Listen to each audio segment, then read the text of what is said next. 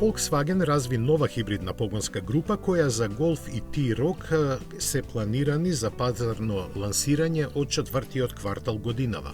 Се работи за стандарден хибрид кој комбинира 1,5 литарски турбоагрегат со електромотор и генератор кој ја полни малата литиум-ионска батерија. При возење на струја со мали градски брзини, силата се пренесува на предните тркала преку едностепена трансмисија, додека на отворен пат бензинскиот мотор го има главниот збор. Возачот има на располагање 3 режими на работа кои ги прилагодуваат карактеристиките на системот зависно од потребите. Вкупната излезна моќност изнесува 136 или 170 конски сили во зависност од верзијата, а се планира да биде понуден и во други модели, не само на марката Volkswagen.